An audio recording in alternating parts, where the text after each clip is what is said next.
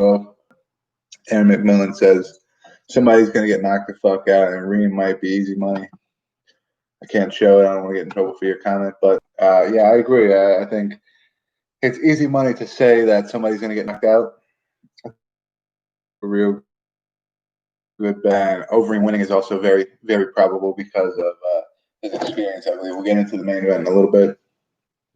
Make sure my Wi-Fi is off. And let's see what the sound is like. All right, we're good. But yeah, we're gonna start. I'm gonna start with a contender series this time. 20 minutes away from the contender series. Tough fight, United States. I mean, obviously, you can see one thing. He's got a light heavyweight, one of the United States. This Brendan guy actually graduated 1 year before I did at a school that's maybe 15 minutes away from where I graduated at. And I never knew the kid, which is crazy because we wrestled against them. He was on the wrestling team. And it's weird. I don't know. I never, ever interacted or encountered with this guy at all. But good for him, you know. I hope he gets a shot. I hope he can deliver. He's going against a tough competition. William Knight, 7-1, number 1 in New England, number 1 in the Northeast, number 10 in the United States. So, I mean, number 10 in the United States versus number 41 in the United States yet. Number 41 in the United States is a little bit of the favorite. Not by much. I mean, it's just barely break even of odds. William Knight's 2-1 since his last contender series appearance. So he's riding a little bit of a high streak there. You never know. That's going to be a tough fight. I think that's hands down the closest fight on the cards, William Knight versus Cody Bramage. Jose Johnson, minus 290 favorite versus Ronnie Lawrence at the bantamweight division. Jose Johnson, 11-5, number 4 in Texas, number 3 in the Midwest, number 16 in the United States. Ronnie Lawrence, 5-1, number 2 in Tennessee, 24 in the Southeast, and 127 in the United States. A little bit of a mismatch there, I believe.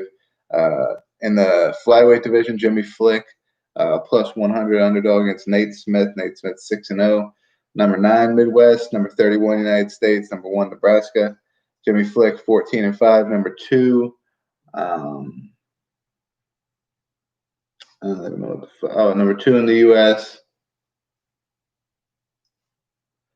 Number 1 in the Southwest, and number 1 in Oklahoma. So Jimmy Flick's nothing to fuck around with. I also agree that I see Nate Smith's previous, I think, the last fight or the fight before that, and that dude's really, really impressive. So I think that's going to also be a good fight. I think, I give the advantage a little bit more to Nate Smith than I would to either William Knight or Cody Bramage. And then Molesky, Bagahalasaran, a minus 120 favorite against Dennis Bazooka. Dennis Bazooka's 4-1, number 4 in New York, number 220 in the United States. Colt Molesky is 52 in the United States, or 52 in California, and 299 in the United States. Both guys 4-1. That's going to be a good fight, up and coming stars fight. I like that fight. I think, like I said, William Knight, Cody Bramage's closest fight. That one definitely is up there. A lot of contracts probably going to go out tonight. These guys are all pretty exciting fighters.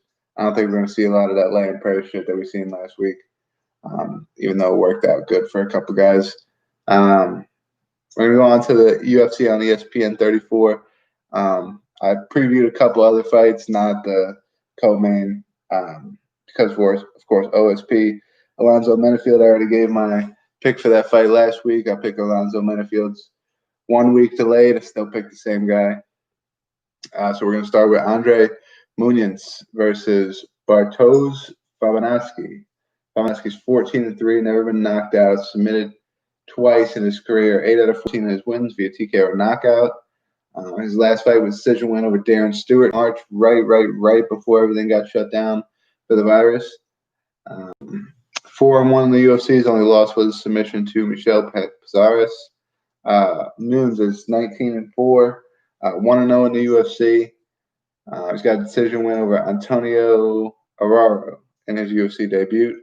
He's 15 out of 19 in his wins via finish, 11 by submission. So that's Fabanowski's weakness is the ground game. But if we're talking about experience and level of competition, Fabanowski definitely has the upper hand there. I think the question for me is going to be: is he going to be able to take him down and hold him down or wear him down? And I think Fabanowski gets to him a little early by a quick TKO or knockout. So I'm going to go Fabanowski early in that fight. Thiago Moise versus Jalen Turner. Moise is a black belt in jiu-jitsu, 13-4, never been finished in his career. 9 out of 13 his wins via finish as well. 6 by submissions, 3 by knockout. He's 2-2 in the UFC. He's got wins with Kurt Holbrook and then most recently Michael Johnson on May 13th. Fought right as soon as I got back from the fuck. I think what was that, second card when they got back from the virus. Turner is 9-5, 8 out of 9 of his wins via TKO or knockout. He's never been submitted in his career, been knocked out 3 times, 2-2 in the UFC. Losses include Vicente Luque and Matt Frivola. Nothing to be ashamed of with those 2 losses. Those are real high-profile names, great strikers, great wrestler in Matt Frivola. He's got wins over Callum Potter and Joshua Culipo, whatever, however you say his name. Turner's never been submitted. He's going up against Moise, a black belt in jiu-jitsu. He's got a good chance of getting the fight to the ground. What will he be able to do with it there? Jalen Turner's a beast on the ground. Don't sleep on him. But I think he gets it back standing and he's able to outstrike him a little bit. I think Michael Johnson's problem with Moise is Michael Johnson really couldn't work his takedown defense. He was getting beat to the takedown, taken down nonstop. And I don't think that's going to be the case for Turner. I think if Turner gets taken down, he'll be able to get back up. He'll be able to stuff a couple takedowns, hurt Moise's confidence. So I'm going to go with the underdog, Jalen Turner, in this fight by knockout. And you got Michael Pereira versus Salim Amidov. Pereira's 23-11-2. He's on a 2-fight losing streak at the moment. With that illegal knee disqualification to Diego Sanchez back in February, and then decision loss to Tristan Connolly right before that. He's 1-2 in the UFC. In his debut, he knocked out Danny Roberts, and 15 out of 23 of his wins via finish, 10 of those by TKO or knockout. Amidov is 8-2, 0-2 in the UFC. He's on a 2-fight losing streak also at the moment with decision loss to Max Griffin and TKO loss to Danny Roberts. I think we're going to have to talk about strength of opponents here. Because Amidov has not fought guys with winning records until I think the best records he has fought have been Danny Roberts and Max Griffin. I think besides that, he's had slightly above 500 opponents, 500 debut guys. Nobody with a crazy experience, nobody with a really good record until he got to Danny Roberts and Max Griffin. I'm not saying Pierre's record's great, 23-11-2, but I'm just saying he's got a lot of experience, and it's going to be tough to put a guy out like that unless he could do what Tristan Connolly did and just completely outwork him. Because you guys remember Pierre was beating Diego Sanchez really bad, and in that fight, well, not really bad, but I mean he was handily winning the fight, and he puts that illegal knee and loses the fight. The fight's a little too close, in my opinion, odds-wise. I'm going to go Mike Pereira, probably by knockout, the first or second round. The more you get into the third round, I think the more you give the advantage to Amidov, or however you say his name. But right off the bat, I'm going to go Pereira. CR Eubanks, Carol Rose, I'm going to go another underdog here. Eubanks is a plus 100 underdog. She looked great in the last fight. Decision win over Sarah Moraes. She's been training with Mark Henry and those guys, Eddie Alvarez, Frankie Edgar. She's 5-4, never been finished. 2 wins by TKO or knockout. She lost to Aspen Ladd twice, Betch Correia, and Caitlin Chikadian for her 4 losses in her career.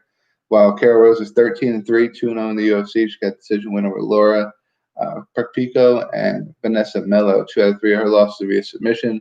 4 TKO wins and 2 submission wins. So, 2 out of 3 of her losses by submission.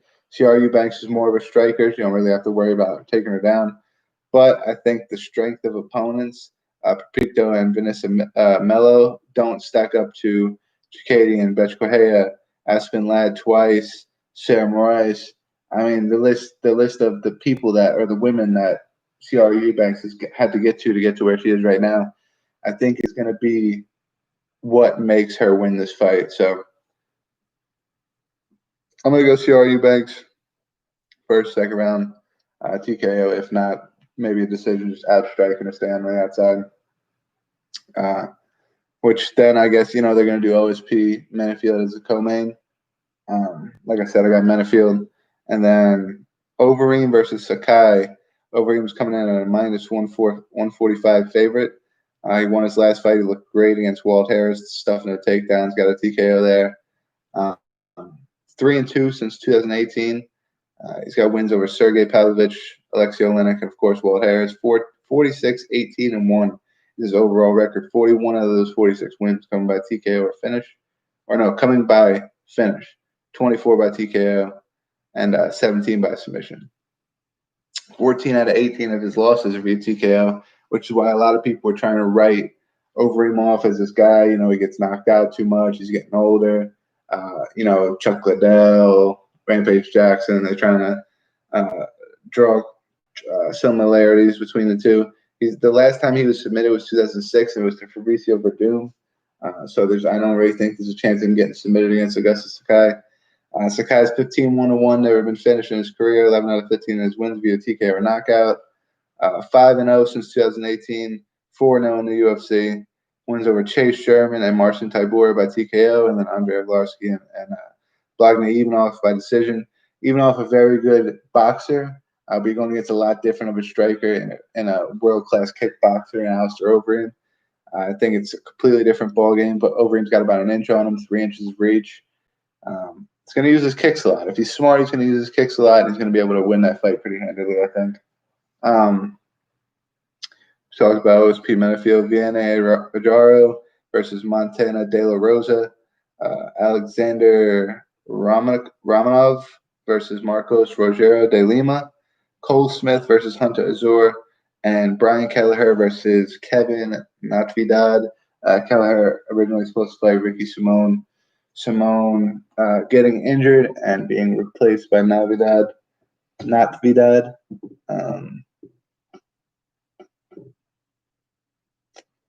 Let's see what we're looking at for next week. September 12th, Thiago Santos, Glover Teixeira, which is likely to be the number one contender fight for the winner of Reyes and Blachowicz. A couple good fights on this card. Robert Frivola, Barbarina Ivy, Angela Hill, Michelle Waterson. A couple good fights on there. I mean, these fight nights are getting more diluted. I think that's why they're giving out more contracts. On the contender series, you see, it's not really a lot of thought going into it. As long as you finish the fight, and it's decently impressive, Dana's going to give you a contract, especially depending on how he's feeling that day. He got back from that vacation on one day, and everybody got fucking contracts. It's just right now, and I tried to explain it before, but it's more of it's easier to get guys to take short notice fights and things like that when you're under contract already. When you're not under contract, there's negotiations, there's this, there's that. So it's a lot harder to get fights booked. And right now, there's a lot of fights just getting scrapped day before, 2 days before, week before. Alonzo Menifield OSP, that fight dropped out hours before it was supposed to happen, maybe 7, 8 hours before the fight was supposed to happen. So real short notice fights. I mean, I'm not saying nobody got a replacement for that fight, but that's what's happening right now. So we're in the age of, if one of these guys gets popped for COVID, gone. They need a replacement. If it's a day or two before, they're going to be looking for a replacement. And, these fights at the UFC Apex are the greatest thing that could have happened to them because they already got these guys there. They're already at the place where the fights are going to take place. They already tested clean for COVID because if not, they wouldn't be fighting, So I give them a contract. I tell them to hang around at the PI. A couple weeks later, we get them fights. It stacks cards. And that's exactly what they need right now. so good on the UFC. I can't wait to see who they award contracts to. Tonight, we are 6 minutes away from the Contender Series, so everybody make sure you go to ESPN Plus and check out the Contender Series this week. We will see you next week, and stay barbecue fit, family.